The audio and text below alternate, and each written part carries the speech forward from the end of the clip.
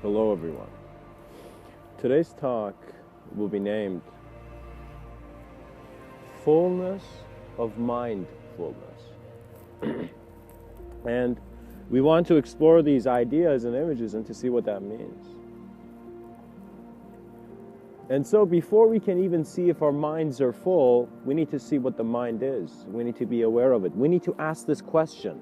And I want you, as we all now ask this question, to see that you have created crossroads, that you are taking a crossroad because you want to see where one path leads so that you will learn the other path once you get to the other path to explore. Do you know?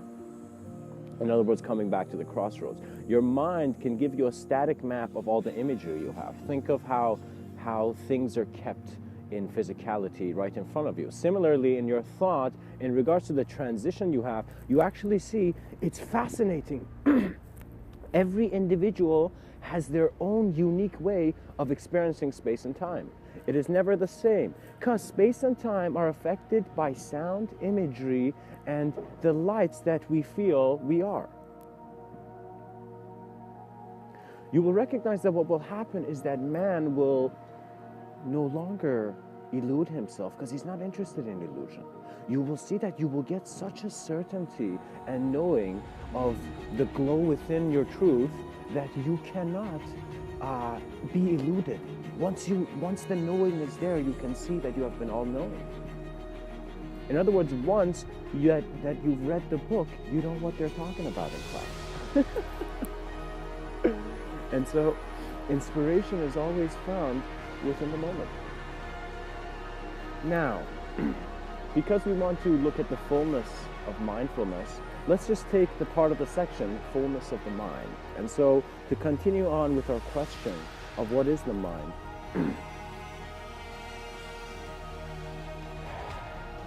your mind is not clearly expressive when you are too attentive, or in a sense having too much of your spotlight of attention on an individual relationship. You see, you are a being that is transitioning every moment of your existence through many different states of consciousness actually. It is because just like how we are looking at this tree and it's an image and we're having an experience of the image, within your mind visualize a spiral of parallel possibilities. And in that parallel possibility, you see that you also have the ability to exist through just the presence of an image. What that means is that once the painter shows you his art, you both have looked at the same thing. And so, as I am talking now, the mind is first understood by seeing what's happening. In other words, you don't need to have a certain method or logical or very structural approach. You just need to see what's happening. And the way you see what's happening is very individual to you because it is from your authentic individuality in which the recognition of the collective comes. And the experience of the totality, the fullness of all dimensions of life will lead to the mind. Because we see that regardless of our mind, we want to experience the peak of the experience. We want to climb that mountain and even see if we can walk on clouds. And so you are required to very gracefully become aware. You're not learning anything. You're not thinking about anything. You're not trying to do anything. You're just being aware. And you see, wait a minute, when I try to be aware, I'm really good at it. Why is it? Maybe it's because I'm always aware, but my sensitivity to certain imagery has created a reality for me which I feel is a TV screen. Somehow the screen, the imagery is real, but unless you see the borders of the TV, you are caught in that reality.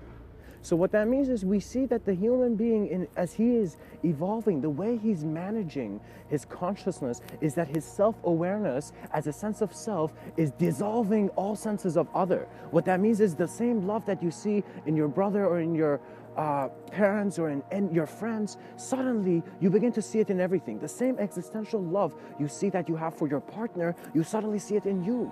And that is why there's a beauty. Man's technologies are wise because they are existential design.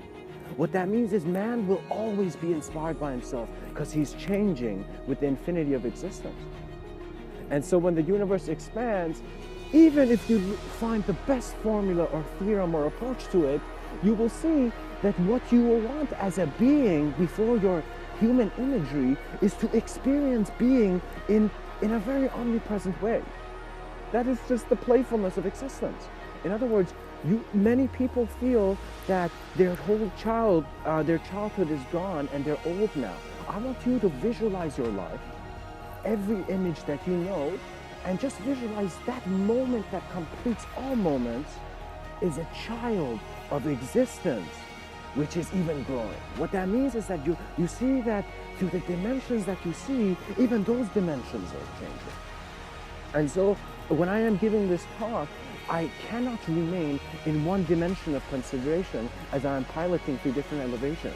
What that means is when a man, especially a human being who has come into this table, as a human being, you have come to the table, and that is why to be mindful means to use your tools properly. The table is the table of existence. You exist. You are looking at all forms. You're looking at man. You're hearing your own voice as you're moving, and also remembering your silence. Now, there is a certain practice you need to maintain which will make your life efficient if you choose to. It is not a practice you have to do. It is not a practice that is promising a truth that is outside of you. It is a practice that is suggesting that if we close the door gently, we will be in a state of peacefulness without breaking things, you know? So you want to see that before the human being can approach his truth, he needs to approach himself. And so the tools on that table are in essence every shape, relationship, idea, thought, thing or not thing, non-thing that you are aware of. You see, I want to really not wake up the lion who has forgotten to roar. And what you see is that the lion may look dangerous. Others may feel nobody can go wake up the lion. You'll die, you know? And people might feel like that's true. But the reason you need to wake up the lion is so there is that roar. The presence of the roar is required in our time. The presence of your existential roar is required in this moment. And it is required in the most playful, most intelligent, most aware, self-aware, and mindful way of looking at things. And so what I would do if I was to wake up a lion was I would place a huge mirror in front of its eyes. And the moment that lion would wake up, he would see the king of the jungle. And the minute that lion saw the king of the jungle, you will remember your roar. So in other words, mindfulness, guys, and the fullness of it really comes in how aware you are of your experience now. You are a being who is your attention and the amount of effort you're putting to becoming attentive and doing things, you know, is really what shows how much your reality can get exciting. What that means is we need to heat water to boil. So we need to heat ourselves somehow to a different state. Now, how do we heat it? Man's light is the presence of great ideas. Before man looks for sacred geometry, you need to first confront the beauty of idea and the nature of idea. Just like how you play with the sands of time in the sandbox of space, you, at the same time, must also explore different variations on how you vary. Different ways of how you are not things and you are things. The criminal and the victim were just the beginning of the story. The complexity of man's mind to view his relationships is so much more. And so you will see that because man is getting a greater ability to envision, we're 8 billion people, okay? We are 8 billion intentions of human form to develop into something existentially, you know? And so we are really turning into the fruit of the cosmos. In other words, before, just as playfully Alan Watts has said, our planet appled in a way. In other words, as just human beings just began growing in it. Now it's not just the human being. It is the moment of the experience of the human being that is in touch in such a similarity that you may find the cells in your body to have the intelligence of your whole body. That is the collective consciousness. That is the sacrament of your life. That is the joy, and that is your peace. Your peace is not just an external relationship, identifying another external relationship and kind of changing as it's temporal. You know, the reason we think you have a fear, perhaps, of the fear of death, you know, or just dying, you will simply see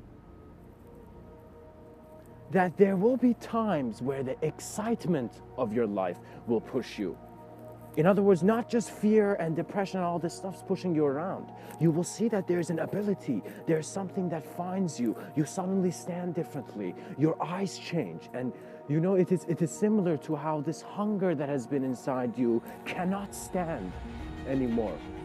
So what that means is you are not rebelling to ideas externally. It is an internal rebellion, but this rebellion is induced through your knowing. In other words, you awaken to who you are, and you just know who you are, just like how you know where your room is when you sleep at night.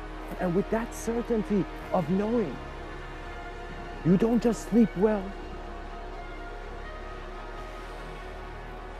but you open the world to greater worlds.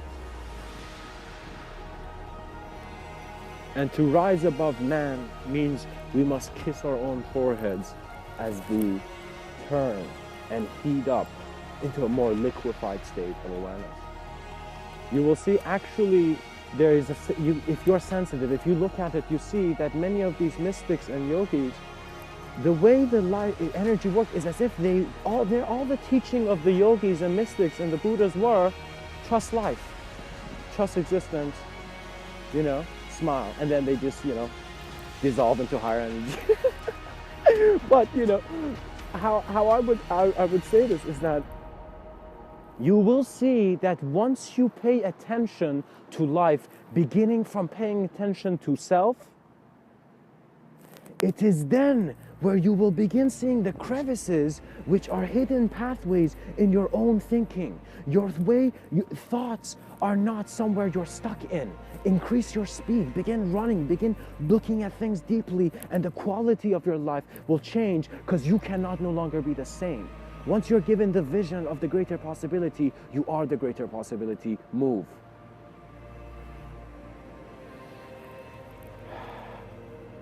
However, very, very gracefully, guys, I want to, with a few words, say that the mind of man is really the mind of man.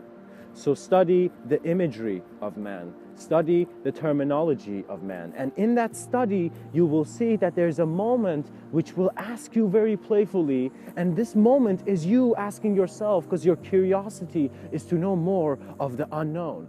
In other words, when there's a moment in human existence where a man begins to wonder, where a man begins to dream. And when you begin to dream, you do not just create fantasies which become the worlds that you are walking in, but your sensitivity to the multidimensional experience of man transitions you into different senses of knowing, so that your ability is simply your self-awareness to different dimensional aspects of yourself, experience in a moment that cannot be termed, cannot be touched by language or form.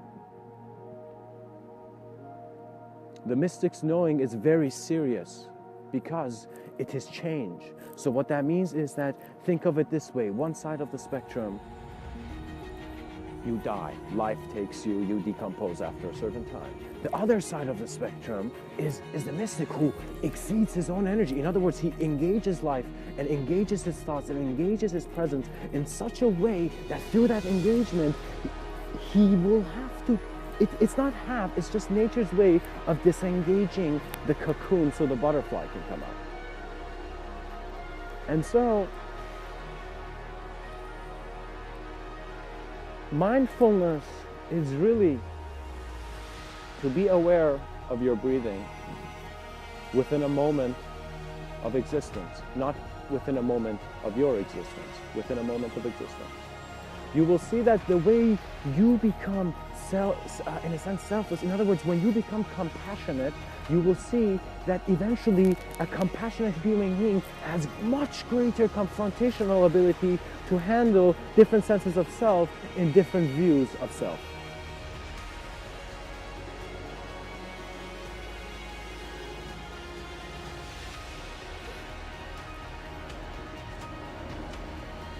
You can see even a man, perhaps like the Dalai Lama, or perhaps people who are mindful, people who are self-aware of the tools that are in this table.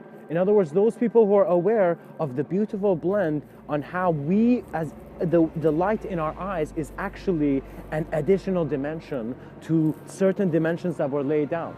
Man is very playfully being that connector, that connection between the transition of form into a formless awareness. So we are beacons. You do not understand the bridge that man is. Man is a bridge that is not limited. Man is a bridge between form and the formless. And so if man becomes an intermediary, that is why he will rise. Because in my understanding, in a very abstract manner, I see that the true heaven is not one that has image. The true knowing and state of being that is the highest peak of your experience will have to integrate. You can rise beyond man because you can rise beyond even the conceptual idea of a higher being in the sense that you are the eyes of the higher being. And so it is a trust. It is a trust, the same trust perhaps that people have when they're together. Visualize yourself and your partner perhaps, and you're beside one another and you're in the same room. There's a same acknowledgement of reality. And so the people who get involved in our lives show a beauty that they are not trying to get involved, but they are allowing involvement, that things get involved naturally.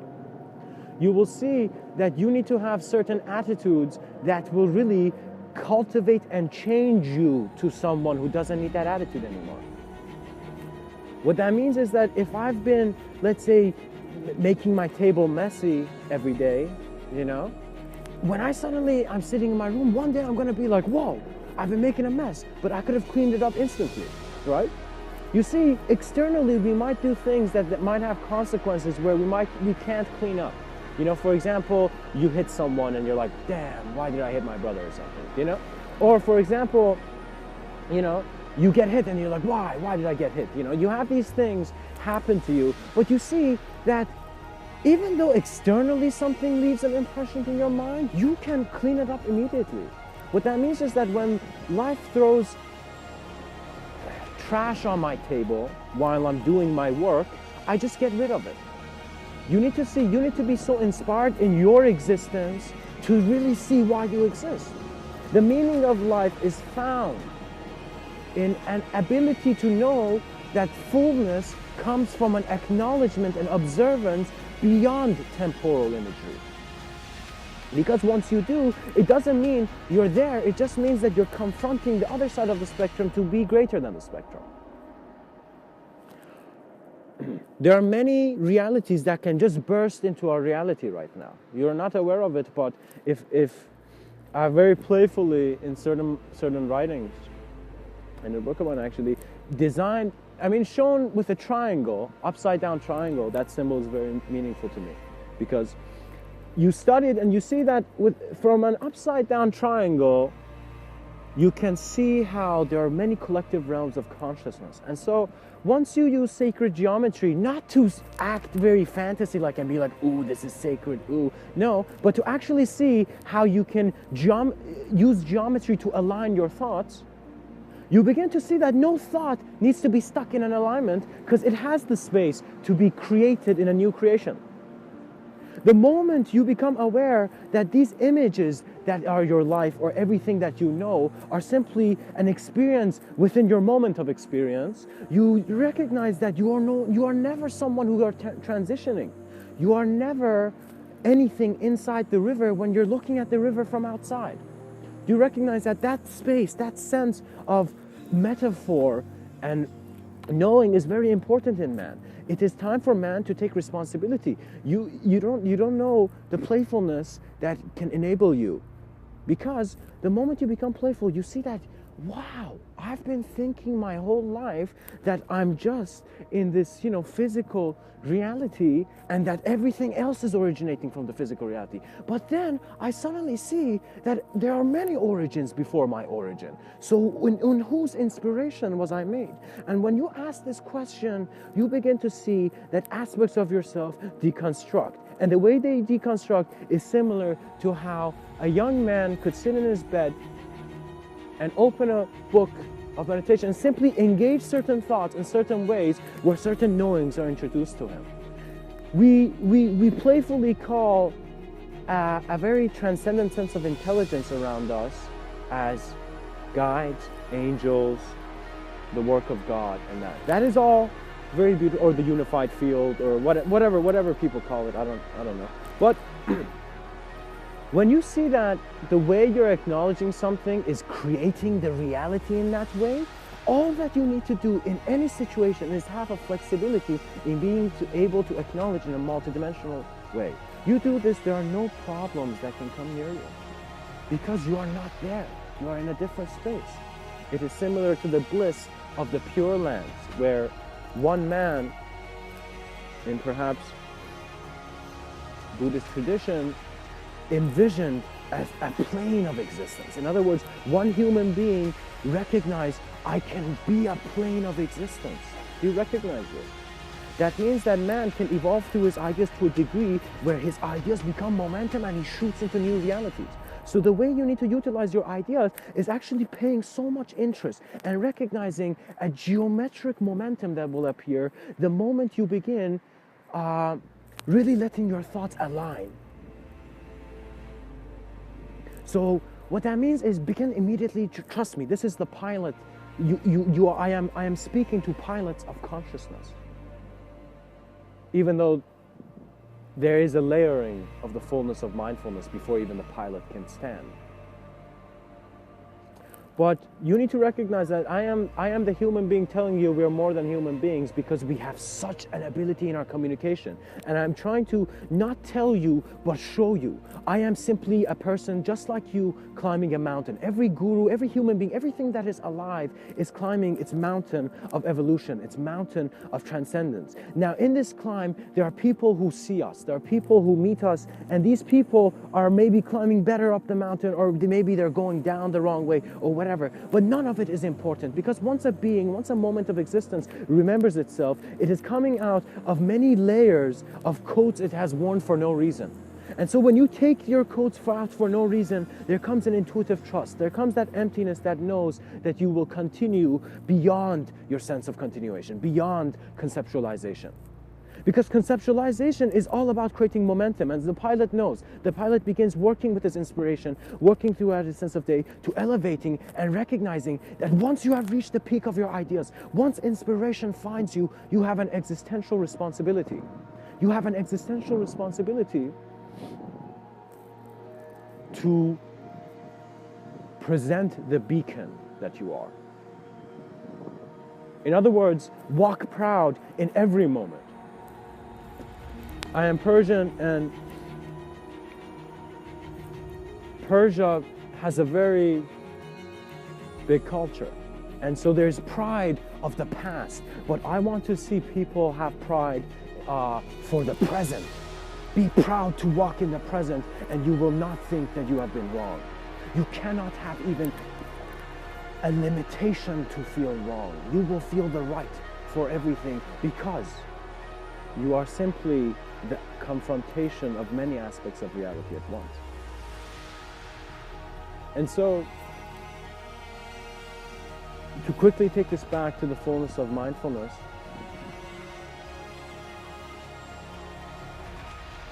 you subject yourself to the ideas that you allow yourself to see. You will see that a sense of free will, there are different states of it. What that means is that someone can chain your hands and you could still move your fingers, and that could be a sense of free will. But why not release yourself from opinions that you no longer need because you're having new ones? You should not let yourself get to depression. You should not let yourself get to stress. You are a human being who is self-aware. And that self-awareness gives you a clarity of a very powerful existential design. So next time you feel you're getting depressed, stressed, or worried about some shape, just smile, breathe, and go slowly in a way where the way you're doing your greatest work is also the greatest and most really relaxed walk. What that means is that if I, for example, if Mr. Within, as he's doing his talks, suddenly begins to really just give everything and have expectations, man does not have the intelligence of the collective expectation because he's an individual element of it. You will see that even though in your subtler levels of presence in regards to your thought and idea and what is really aware here, you are simply recognizing the different weaves of existential attention that are present through the design of man, through this cloth that is the skin of reality, you know.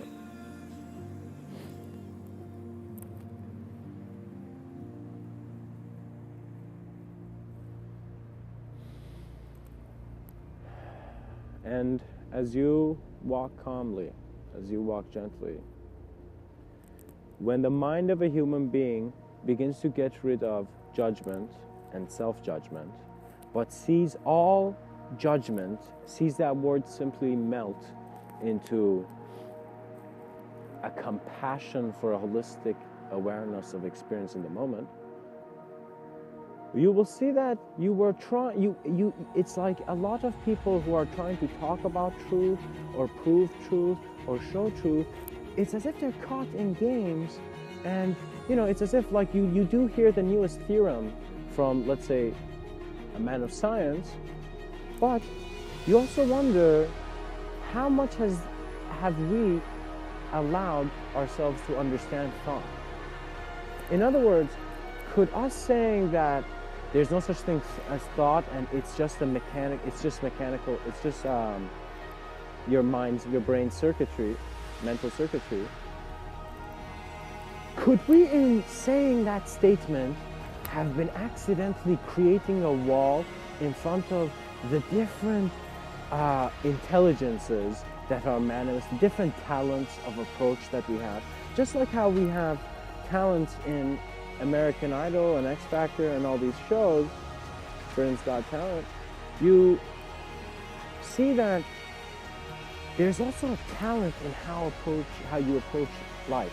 And that talent is in actuality how full you see that which is empty. There has been a quote that has been said, and this quote is an interesting one. This quote says and suggests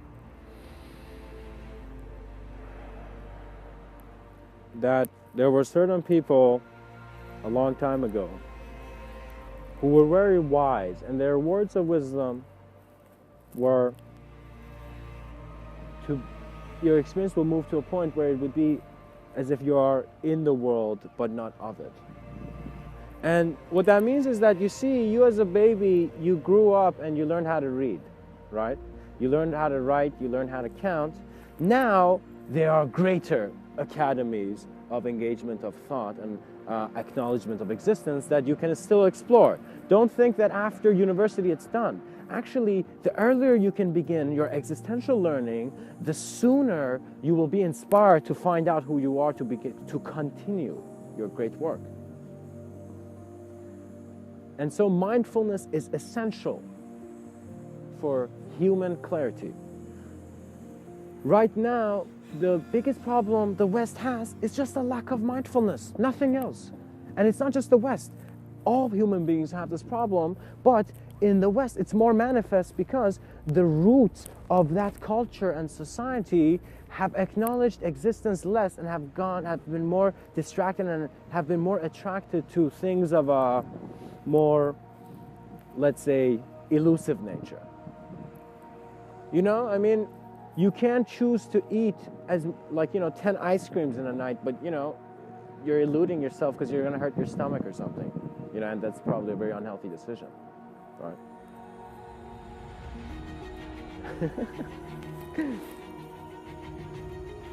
It's better to drink protein shakes.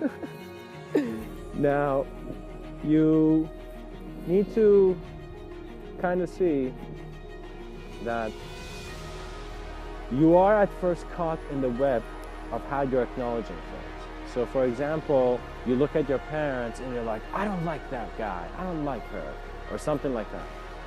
You may say this, but recognize that some part of your disliking is actually coming from how you're choosing to view your family member based on the images you're aware of.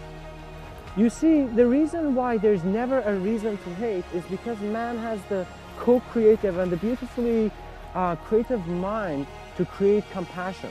What that means is that if you are here and if you're a person who I don't know, I do not assume you are someone who like doesn't care, doesn't have the values I have. I actually assume that I am still walking in my world. I'm still in my reality bubble until another person speaks. So the way I acknowledge people in my reality bubble is I don't acknowledge it with that much of a sense of other. That means is that my greatest trust in self and the moment comes simply because there is no shape to this sensitivity of self-awareness and self-experience. Self-experience, talking about it is ridiculous, but doing it is brilliant. Self-experience is that allowance which you begin being as calm and having the inspiration of how nature moves. In other words, you will see that the man who really looked at his environment learned that the greater intelligence in his action would be how he is integrated with his environment. Because integration, especially to the mind of man and his very pleasant nature, is that, and very playful nature, is that you want everyone to have fun when you're playing. And that is a good lesson, but it doesn't need to be too fluffy. So a multidimensional being is one that is not thinking of multidimensionality. It is in its own silence experiencing the infinite realms that are created from a single sound, from a single presence and position of form. You must let the attention that you have to things trust itself because it is part of a greater attention of your own greater knowing. It is a self-communication. What that means is that you get your sense of other because you have a sense of your individuality. But the moment you become observant of your individuality, you become present in a space and in a state of awareness in which you are not in the individuality, but present in a collectivity of consciousness. It's very, how do I say it? It's like you see how, okay, for example, you think, and a thought comes and goes. When this thought comes and goes, you know, let's say you just get an idea, haha, joke, you remember something, oh, I'm late for something, you know, this thought is coming, right? Now, this thought has a certain speed. If you choose to see yourself as the thought, existential design allows it. But if you also choose to see yourself as the awareness to the design, existential allowance becomes it. That's how much it allows it. In other words, there are certain ways the collective views the individual, and it is always kind because its kindness doesn't have shape. So after you have confronted the imageries that the images that created a hell and heaven, you will see that before you had those images, you were someone. And you look at that some more and you see that you were actually just a oneness of experiential moment that is present in and within the form of a human being. You see, the world, the culture is not meant to be cleaned up by people in it, but by, in a sense, people who have gotten a view from outside of it and then been aware of why they were in it. There is no reason not to be kind. You need to cultivate an appreciation for life forms, all of its forms. And you will see that the greatest appreciation of that comes in the present moment. So even your grandmother was an enlightened master when she said, be grateful for what you have, or anyone who ever said that to you. And gratefulness is truly an act. So in other words, when I think that, let's say you've wronged someone, if you genuinely want to right them, you can immediately help them out and right your wrong.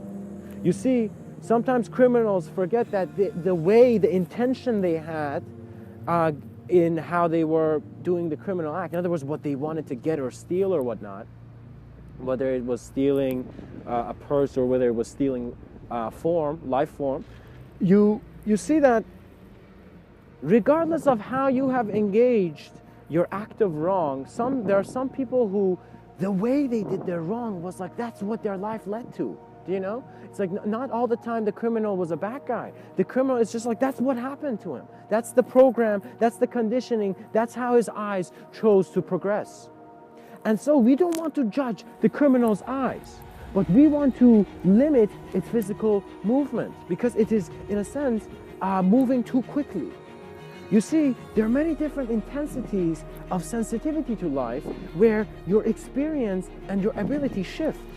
So, for example, as I am, in a sense, aware of my talk now, the fullness of my mindfulness in this moment is really how I am allowing everything to get involved in a way that you are never involved, so that the talk occurs as peacefully as how the wind blows and you don't see it.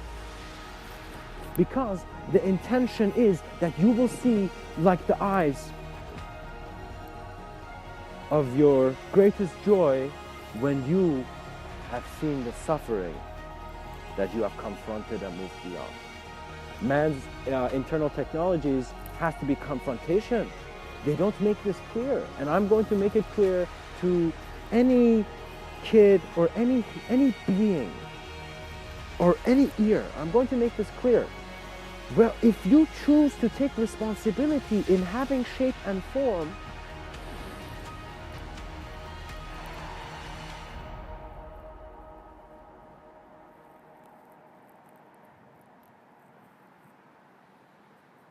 you must also take the responsibility of confronting your greatest act of survival. You are placed in the vicinity of your problem because you have one of the greatest potentials to be an answer. In the sense that all those times I thought I need a savior, I thought I need someone to help me, I thought I need someone to understand me, I was not understanding myself. And so, to shut the door quietly does not mean you cannot bang the door and break the doorknob, you know? It simply means that you acknowledge that, visualize as if your life was chaotic and you are simply at the end of it, the lesson was not a chaotic death, it was a chaotic life. So as if you were Benjamin Button, you came into this life Benjamin Button style. You know what I mean?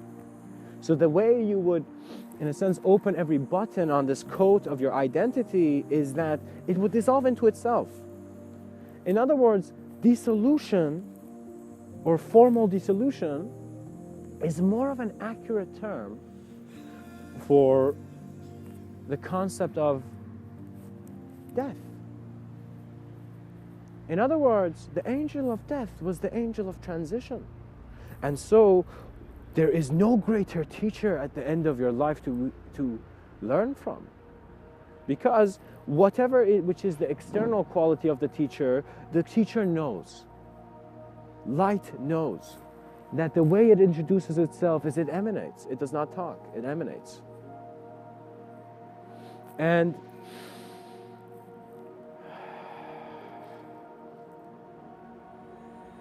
beyond suggestion, the skies are clear. The pilot knows himself very clearly because his clarity does not come from his idea. His clarity comes from his sense of knowing and trust in all that exists in the awareness in the moment that is now.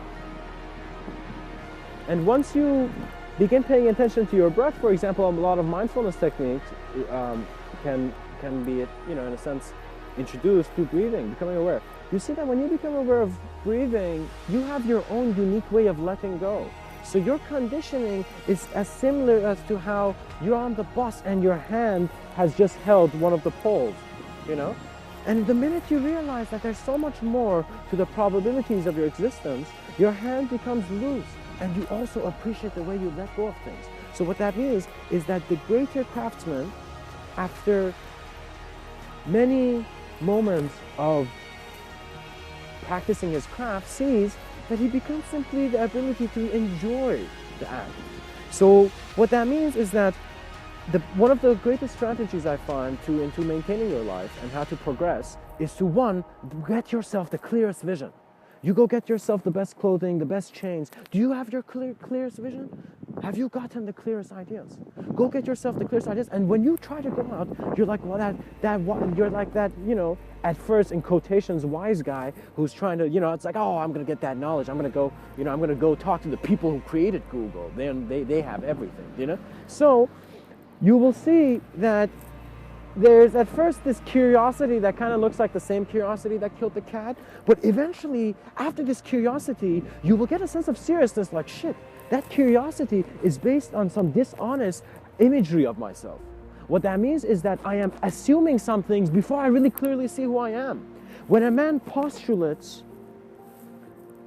before he has really observed what's in, very playfully, in his intuitive male post, you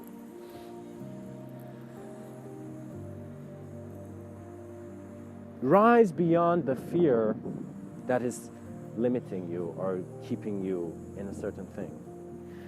You see, it's as if the beauty of mindfulness was that it was the suggestion to human life or to any form that in how you are experiencing, you're not transitioning. You are just experiencing transition. Remember this. You are experiencing transition. It's not that you're transitioning, things are changing. You're just a moment of experience of transition. And so you see, once you take the forms of the transition, in other words, let's say, once you take away, or once you have confronted the ideas of how you are a born image and shape. In other words, once you look at the structures of the objective world which lie, in the city in your mind in regards to how you're conditioned to look at things, that release is an invitation to your greater knowing to not be something that is deceived.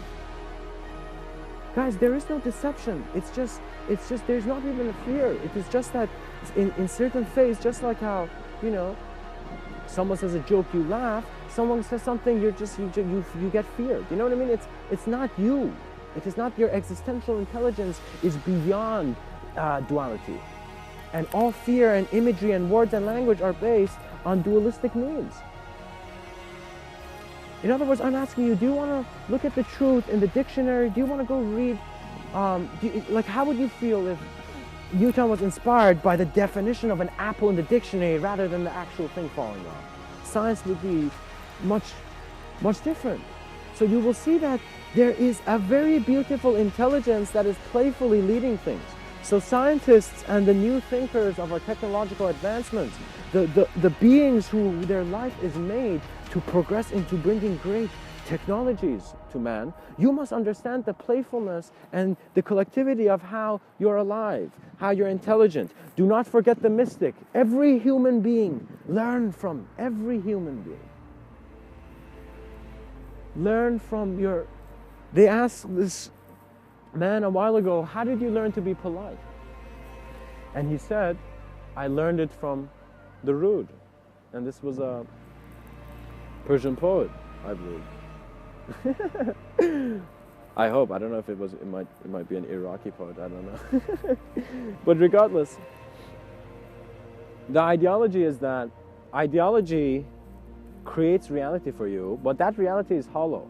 So what that means is that the ideas that you're aware of are projected, they're holograms. I mean, think of the iRobot scene where Will Smith throws this device on the ground and it projects a hologram, right? So the idea is you actually looking at the hologram begin. So what that means is that when I am talking, I am actually running through my ideas, running very fast through my ideas, and in that running, there is no feet. There is just the transition of imagery, which in that transition, the being is a dynamic state. So what that means is instead of me thinking, because the way you think at things first is in a certain sensitivity of experience.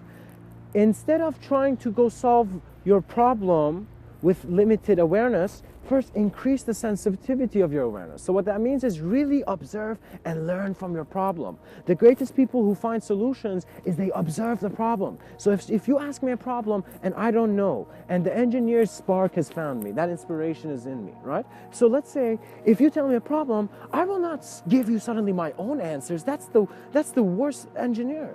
The engineer properly sees what is there. An engineer of consciousness sees what existentially is there. But an engineer first learns from the problem and sees how the problem moves. And it's as if your greatest enemy is teaching you how to fight. So you can learn before the standard way of learning that people tell you. You can increase your self-awareness to a point where you see what you thought was your intuition is just another expression of nature through a greater sense of your intelligence, you know? So when a being has many dimensions of self-communication, all of those dimensions are being confronted through the presence of a collective consciousness, but in a sense that everything you know spirals into itself.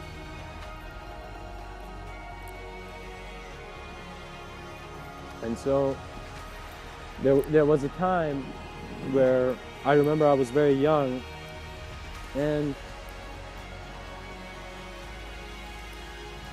an uncle of mine shows me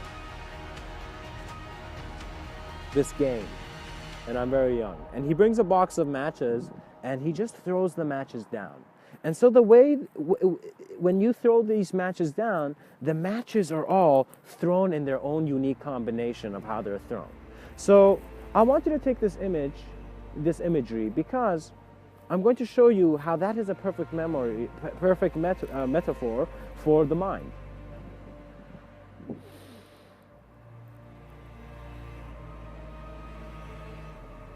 The purpose of the game with the matches was that you have to move them without moving the other matches. So you begin taking these matches out one by one without them moving. So I want you to visualize how sensitively would you begin moving these matches without moving the other matches that are, all on top of one another on the table, right? And so the whole game is for like 20 minutes, you're just taking off these matches, right? So I want you to visualize that sensitivity to how much focus you need to do a gentle act. You need to incorporate it in your throughout the day. What that means is don't forget your mindfulness.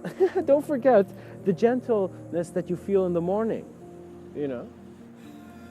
Walk with your good feelings by observing them and learning from it. What that means is that sometimes there are moments I'm simply standing and just out of nowhere, it's as if a blissful wind comes, and this wind is just a huge ecstatic feeling where you're trusting life to such a beautiful point that why did you need to distrust it? Energy plays with you. The playfulness of life engages with you. Suddenly you see your greatest ideas are coming to you, while you're in the bathroom or something, It's very funny, and it happens because the minute you choose to get involved, in other words, if you really want to have the excitement of the scientists who recognized atoms, you really want to look at things deeply, So the person who thought what an atom even could be had such an excitement to explore. That excitement is healthy in any field, any profession, and in any human communication.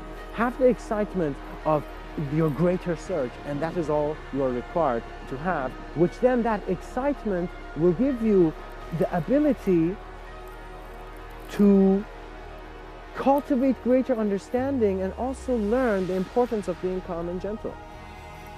So what that means is Many people are running and they're late for work like that. The way I'm suggesting that you can carry out your day is actually slow down the intensity of the physical action you're doing. Not that you don't exercise, but just in a sense, try to very simply get things done. So let one step of your preparation be like 2 steps of preparation. And you see that what the road that you're paving, it's as if you're having that in your walk. You're seeing where you're walking before you walk over it.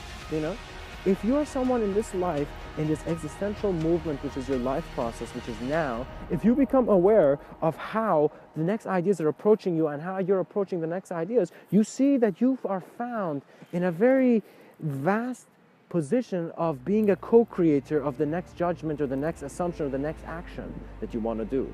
Co-creation becomes an allowance for many creators to create at the same time.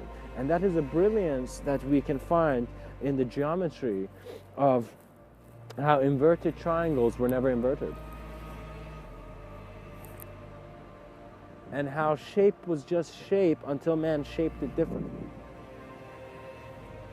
Because if you give value and you create imagery that makes you think there are dangerous things behind doors you cannot see, you'll feel every door is dangerous. To be able is that you can even see that the upside down triangle beautifully found in the pyramid is suggesting that the whole structure is saying, look at my top, look at my center, look at the top of the pyramid. The way a pyramid is designed, it is pointing you to that peak. So when you look at that, what do you see? You simply see what's above. And so I personally feel the pyramids were simply just buildings that were showing alignments of, I guess, constellations.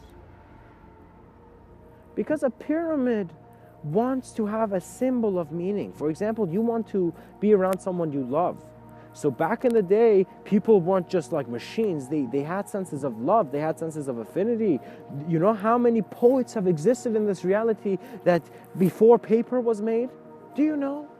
Do you know how much intuition, man's mind has been developing, and it is at a point where it is given great tools. So do not think that we are about to go extinct. Think that, wow, the universe has suddenly brought this form of tool in the shape of mankind. And so mankind, in his kindness and fullness of mindfulness, can be the greatest light as he becomes the greater connection of how the individual observance is always the collective mind.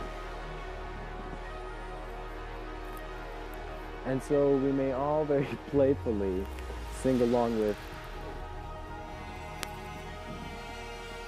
the lyrics of the singer who said, "Be yourself is all that you can do." So pretty much really see that to be yourself is really all that you can do. And so once you really see how much you care for yourself, you will bring the proper technologies. You would eat healthy, you would take care of yourself. You will align and orient yourself where you are prepared and ready for the greatest explorations in regards to how man's consciousness is evolving into a greater confrontational ability of simultaneous reality. As your presence is found within all presence, you will see that the choice of an individual reality was the beautiful ability of a great being. So the fact that you're even in this human form, walking in this hologram, that which has kept this projection in place is, in essence, a very compassionate and great existential ability. The way you communicate about things suggests your world. And so if I never had my own wonder and excitement to go look at ideology and look at life, I would still be trapped in ideas of my environment. So what that means is the environment doesn't have a responsibility to give you great ideas. Do you know?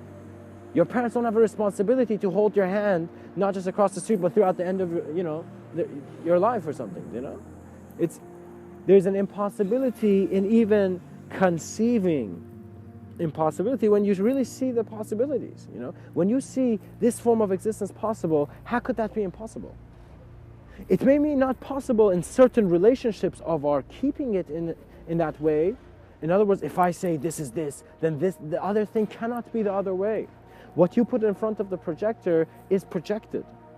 So if I cover my eyes and wonder why I'm not looking, well, guess my hands need to get moving.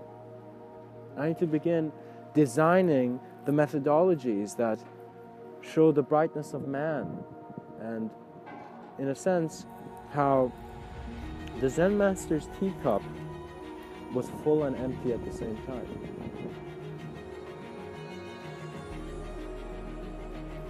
And so, the greatest teachings of mindfulness that I have heard in one quote by one man is the quote by Thich Nhat Hanh. And it is a very beautiful quote. And his quote is,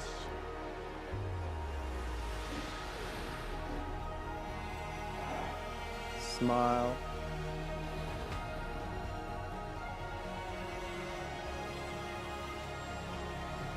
breathe,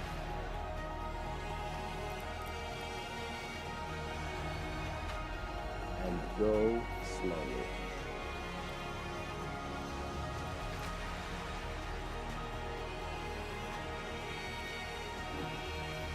For in the emptiness of your mind, you are always fulfilled. Much blessings and namaste.